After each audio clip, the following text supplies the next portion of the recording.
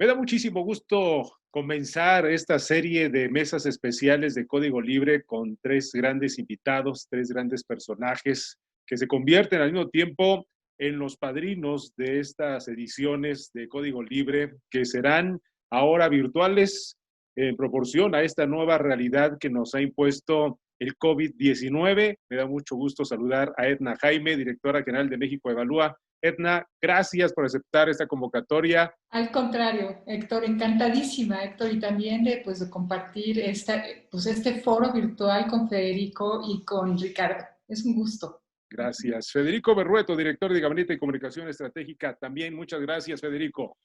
Un privilegio, un privilegio. Saludos, Edna, saludos, Ricardo, y desde luego, Héctor, un privilegio estar contigo. Ricardo Pasco Piers, columnista, ex embajador. Gracias, Ricardo, como siempre, por tu disposición. Muchas gracias y felicidades a todos, Edna, Federico. Gracias, Ricardo. Bueno, pues el día de hoy el ejercicio se trata de entender qué significa para el presidente Andrés Manuel López Obrador la detención, la extradición y ahora el resguardo del exdirector de Petróleos Mexicanos, Emilio Lozoya Austin. Le hemos llamado a esta mesa especial los regalos de Emilio Lozoya al presidente López Obrador. ¿En qué sentido? Ya nos dirán nuestros invitados desde su punto de vista. Edna, comenzamos contigo, por favor. Héctor, pues mira, yo creo que estuvo muy bien pensado, una gran jugada del presidente, el haber establecido contacto con Emilio Lozoya y al parecer una negociación para su proceso. Y yo creo que pues, está bien pensado porque hay regalos en este proceso. Me parece que encuentra el presidente en este caso muchos elementos para volver a poder inflamar su discurso, para volver a colocar aquellos aspectos que fueron muy potentes y muy exitosos en su campaña, para traerlos de nuevo al presente, aunque el presente es bien distinto. Estamos inmersos en muchas dificultades, algunas generadas por el propio presidente, además de, por supuesto, las calamidades que trajo consigo la pandemia. Pero creo que le abro un espacio al presidente para volver a decir que las instituciones en este país no servían, para volver a plantear que la reforma energética fue un proceso corrupto, una reforma neoliberal que nada más benefició a la coalición prianista. Va a ser un caso donde él va a poder decir que pues todo el pasado fue corrupto, que el sistema a las instituciones anticorrupción no funciona y que él, con su honestidad, puede enmendar lo que los gobiernos anteriores, inmersos en mucha corrupción, no pudieron. Entonces sí me parece que está lleno de símbolos que va a servir para el proceso electoral que se avecina. Pero te voy a decir, Héctor, no veo que vaya a ser un proceso que vaya a conducir a hacer justicia, que vaya a conducir a desmantelar redes de corrupción y mandar una señal, ahora sí, una línea entre el pasado y el futuro, y el presente y el futuro. No creo que vayamos a ver un proceso distinto a lo que hemos visto en el pasado. Va a ser usado desde mi perspectiva, para un proceso electoral, para volver a reforzar los argumentos del presidente, sus juicios y su comunicación que ha sido exitosa con los mexicanos. Correcto. ¿Coincides, Federico, que esto ya está siendo usado por el presidente para la próxima elección? ¿De qué manera, de qué tipo? ¿Cuáles serían los regalos que le está obsequiando Lozoya al presidente, Federico?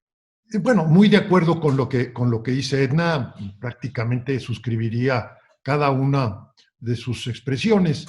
Y como tal, pues es el uso político y electoral de un tema que debiera ser eminentemente un evento de justicia. Y allí es donde yo veo graves problemas, incluso lo que pudiera ser el fiasco, un gran fiasco todo este caso, precisamente porque no está en manos del presidente ni procesar, digamos, al culpable, ni tampoco siquiera hacer la interpretación de los hechos. Esto es un acto que tiene que emprenderse en el marco de la justicia, tiene su lógica, tiene sus limitaciones, tiene sus reglas y sobre todo no le corresponde al presidente, le corresponde a un proceso judicial donde incluso la parte acusadora, la que toma los elementos e incluso hace la interpretación de las expresiones y de las pruebas que presente Emilio Lozoya, pues es el fiscal general de la República. El que el presidente anticipe que va a haber un testigo consentido, y lo digo así de esa forma porque es evidente que Emilio está involucrado en corrupción. Nosotros el día de hoy estamos publicando una encuesta donde la mayoría de la gente está por la idea de que él tiene que estar en la cárcel, que no es admisible, que es un acto de impunidad. El que él, a partir del intercambio de expresiones, quién sabe si pruebas, que tengan que ver con la agenda política y electoral del presidente, no del país, no del sistema de justicia, bueno, pues él pueda eludir su responsabilidad penal. Pero bueno, es una historia de la cual apenas estamos viendo los primeros momentos. Sí la va a utilizar el presidente y lo está haciendo ya de una manera incluso que está comprometiendo al proceso judicial. ¿Por qué? Porque el proceso judicial, incluso frente al peor de los delincuentes, hay presunción de inocencia. También hay un debido proceso. En la medida en que el presidente compromete con sus expresiones el debido proceso y la presunción de inocencia, bueno, vamos a estar anticipando lo que sucedió en un hecho pues, muy lamentable del pasado, que fue la liberación de la señora Florence Cassés, precisamente por llevar mal el juicio. Correcto. Por cierto que ahora, dentro de la mañanera, utilizando precisamente el recurso Lozoya, Ricardo, dice el presidente Emilio Lozoya, la serie de Netflix se queda fresa en comparación del caso. Palabras del presidente López Obrador. ¿Cuáles son los regalos de Lozoya al presidente Ricardo Paz Copiars? Bueno, en primer lugar, hay que recordar que López Obrador siempre ha utilizado la justicia como un instrumento político de represión. Cuando él fue jefe de gobierno, inició su campaña contra Rosario Robles y Carlos Ahumada, metiendo a este último a la cárcel. Yo incluso en esa época escribí un artículo en el periódico diciendo, con el título Labios cosidos. No sé si se acuerdan que Ahumada se cosió los labios porque no le permitían hablar con la prensa y que estaba en una celda adjunta René Bejarano, aliado del López Obrador, y hablaba todo el día con la prensa y atendía a muchas personas ahí en la cárcel. Es decir, la justicia siempre ha sido concebida por López Obrador como un instrumento político, especialmente para la persecución de sus oponentes, y él como buen y sano paranoico está siempre pensando en este tema de la persecución de los opositores. Y su actual administración no es diferente. Ahí está el caso de Rosario Robles, y esto de Lozoya es con matices más o menos distintos, va en la misma dirección. Y lo digo porque lo que sale publicado hoy en el periódico Reforma es pues una filtración del gobierno para atacar al PAN. ¿Quién lo dijo? ¿Quién puede jurar que realmente dijo eso Lozoya? ¿Qué pruebas tiene Lozoya para decir que tales o cuales recibieron dinero? Incluso ahí involucra ya a Ricardo Anaya como actor principal en el asunto. etcétera. Es decir, ¿qué credibilidad pueden tener las filtraciones del gobierno? Y ese es un uso completamente político de la justicia. Entonces, a mí me parece que lo que dice Edna es exactamente sobre el punto, que es que no estamos frente a un acto de justicia, estamos frente a un acto de ajusticiamiento político, que es diferente y se está utilizando. Por eso incluso no están cuidando las formas jurídicas. El propio fiscal, la verdad es que me sorprende un poquito de Alejandro Gertz, la torpeza con la que están manejando este juicio.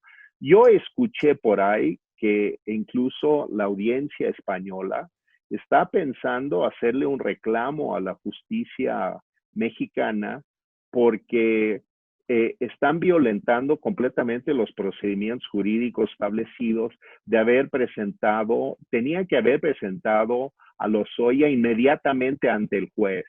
Inmediatamente. Y que el juez era el que tenía que decidir si iba al hospital o se quedaba en la cárcel o qué, y no hacen eso. Es decir, llegado a territorio mexicano ya es ley de la selva en términos de la aplicación de la justicia. Esto pone, por cierto, en entredicho absolutamente cualquier otra extradición posible como un argumento de posibles extraditados como Duarte. No es que le quiera yo dar argumentos en su juicio en Florida, sí, pero puede argumentar que no hay ninguna garantía para los extraditados en México porque te aplican la ley de la selva. Entonces, realmente me sorprende el desaseo en el procedimiento jurídico. Y este es el caso Cassés que menciona Berrueto. Es cierto, o sea, esto reafirma algo que lamentablemente ha sido una característica del sistema jurídico mexicano, y es que todas las autoridades, al parecer, mal usan la justicia para ajusticiar. Bueno, esto pone en entredicho el Estado de Derecho en México, pero yo creo que este caso es uno de los más escandalosos, sí, que hayamos visto en la historia, por lo menos de la democracia mexicana. Correcto. Edna, ¿vas a comentar algo más sobre este tema?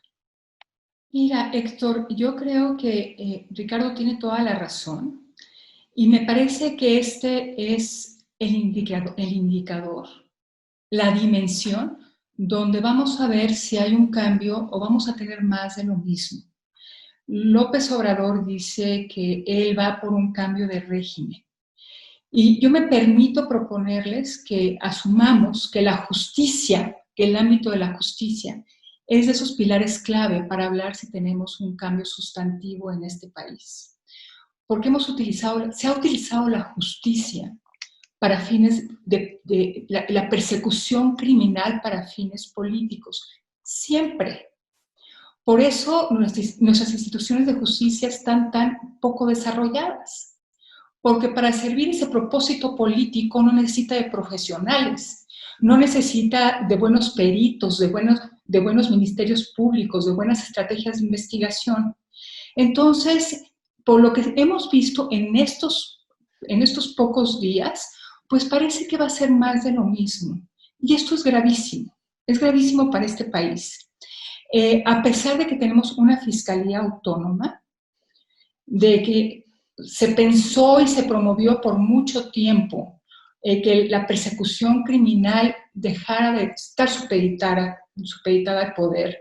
Por eso se diseñó esta transición hacia fiscalías autónomas y pues estamos viendo que no estamos viendo ese cambio sustantivo.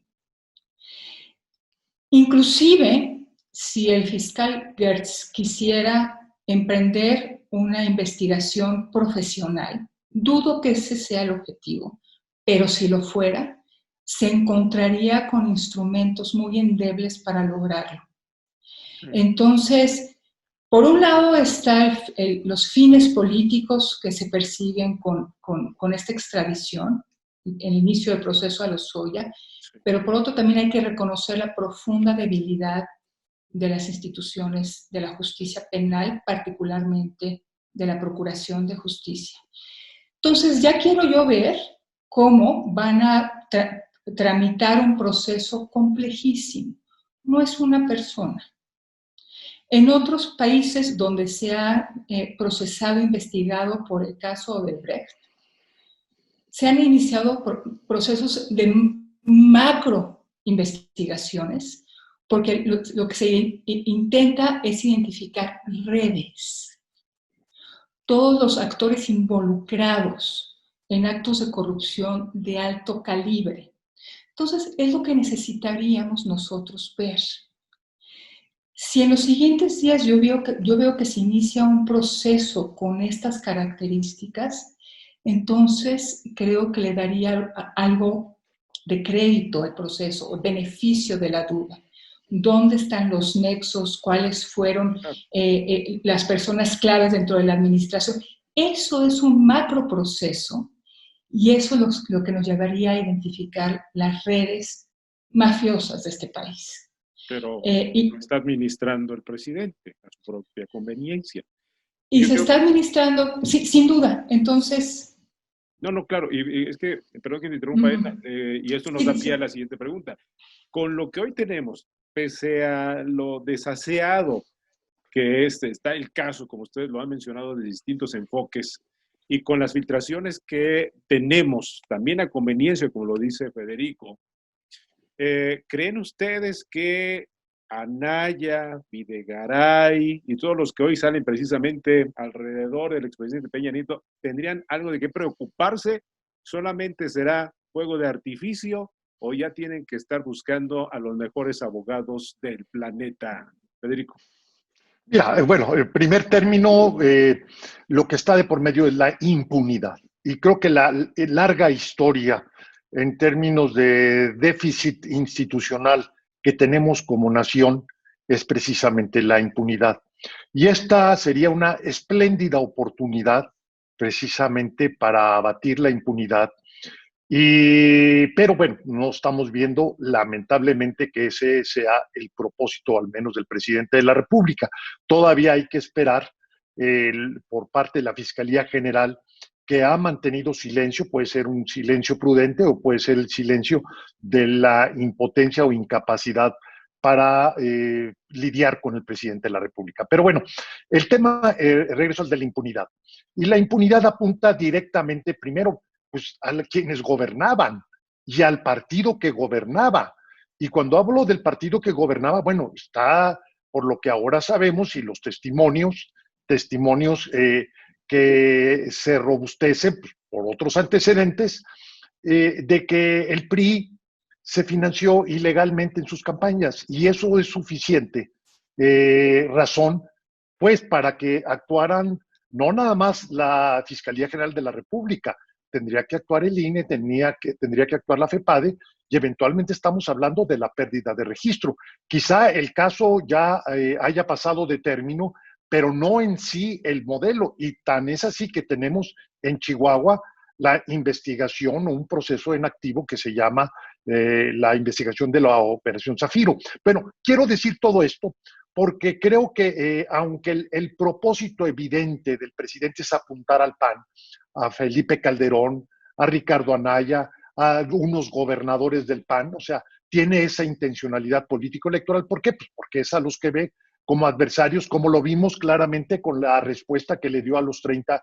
intelectuales, en la cual Ricardo forma parte de quienes suscriben ese documento, y sin venir al caso, se refiere a Lozoya para descalificar al grupo de intelectuales que estaban haciendo un diagnóstico y una recomendación o un posicionamiento. Pero bueno, lo que quiero decir con esto es que lamentablemente todo apunta al tema de impunidad, precisamente porque se va a privilegiar el uso político de esta. Y los aludidos, bueno, ya corresponderá a cada quien cómo lidiar con el tema. El escándalo mediático pues, se responde mediáticamente o con silencio.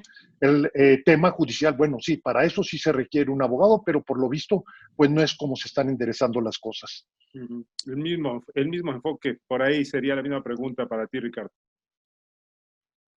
Bueno, lo que tendría que referirme es al caso de Rosario Robles, que es creo que un poco el modelo que pueden seguir en este caso, que es que de buena fe te presentas a una audiencia en un juzgado y terminas en la cárcel y nunca sales.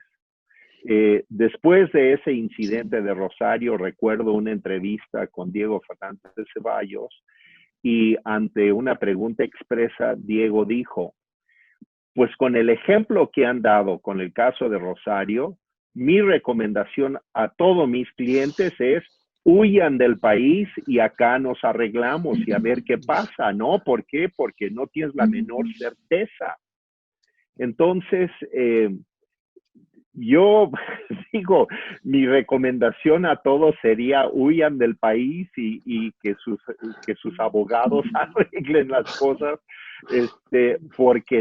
porque no hay garantías y ese es el problema. ¿Dónde está la garantía del Estado de Derecho?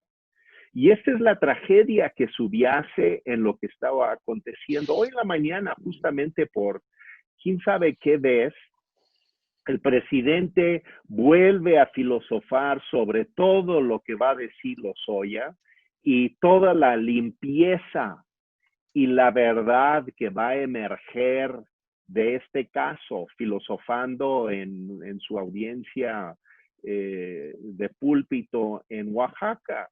Y la verdad de las cosas es que pues no es creíble eso. No hay la menor certeza de que vaya a haber ni claridad ni justicia. Muchas acusaciones, eso sí, no tengo la menor duda, y toneladas de odio y de lodo, eso sí, toneladas, pero verdadera claridad sobre las cosas, no hay la menor certeza. ¿Cuáles son las pruebas que trae Emilio Lozoya como para que hoy estén filtrando algún documento a Reforma? No hay la menor idea, pero ese va a ser el estilo, lo que sucedió hoy con Reforma. Yo entiendo que Reforma publica el documento porque es una nota, por supuesto, es su nota, pero el tema es que esa es exactamente la guerra sucia que va a enlodar no solamente a personalidades, probablemente mayoritariamente del PAN, yo creo que vendrán también algunos del PRI y seguramente otros del PRD, que son los básicos objetos de odio transicionales de López Obrador mientras transita de la infancia a la adolescencia. Pero el hecho es que para el sistema de justicia en México, sí, estamos frente a una tragedia de gigantescas magnitudes, porque lo que vamos a ver son los artificios y los fuegos artificiales de la lucha política y, como decía Edna, preparando para ver si esto impacta positivamente para el gobierno en las elecciones del próximo año. Correcto. Bien, a manera de conclusión, por los compromisos que ustedes tienen, porque por mí nos podemos quedar de aquí a las 12 del día y revisando diferentes temas, pero bueno, hay que seguir con esta nueva realidad.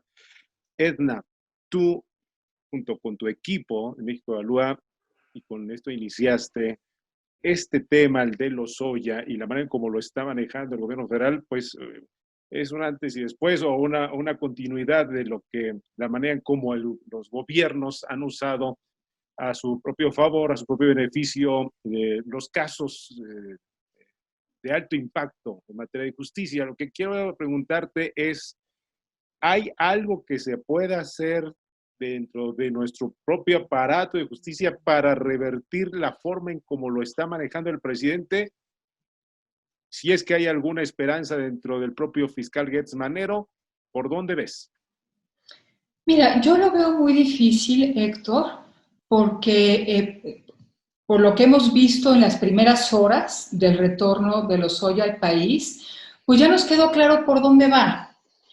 Que podría haber sorpresas, pues quizá. ¿Y qué nos gustaría ver? Que el fiscal nos dijera cuáles son, que refrendara ante los mexicanos cuáles son los delitos por los que se persigue, cuál sería el plan de persecución criminal. Tendríamos que ver muchas señales para realmente cambiar la expectativa de lo que va a ser, de lo que va a ser este caso. Por lo que hemos visto en estas primeras horas, en estos primeros días, va a ser más de lo mismo. Y como te decía, Héctor, pues esto es bien duro para el país porque sí existía una expectativa de cambio. Y también, como ya lo había mencionado, en el sector justicia es donde podemos palpar por dónde va este gobierno. Y lo que hemos visto es más de lo mismo, persecución criminal con fines políticos, la persecución al enemigo, el quitar garantías, eso es bien grave. Será materia de otra conversación, pero los retrocesos en materia al debido proceso legal me parecen graves, en el aumento del catálogo de prisión preventiva oficiosa. Hay algunos elementos que realmente sí hacen que el aparato de persecución criminal se convierta en un mecanismo de control político, de amenaza política. Entonces, será muy grave ver que en este país se procesan las cosas como siempre, que la impunidad va a seguir prevaleciendo y yo creo que será una oportunidad perdida y en algún momento las expectativas insatisfechas van a manifestarse. Gracias, Edna. Bastera de conclusión para cerrar, Federico.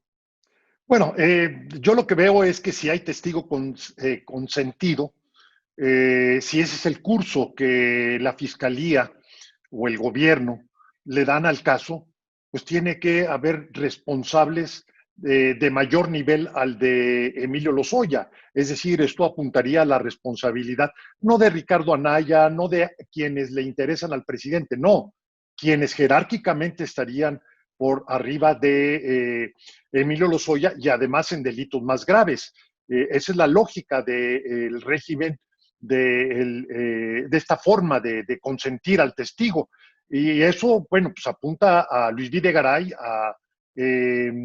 también desde luego al presidente Peña Nieto, y yo no descartaría, aunque aquí es un derrotero que posiblemente surja del caso de Chihuahua y no de esta investigación de Lozoya, lo que es pues finalmente un partido político que se financiaba de manera regular, de manera ilegal.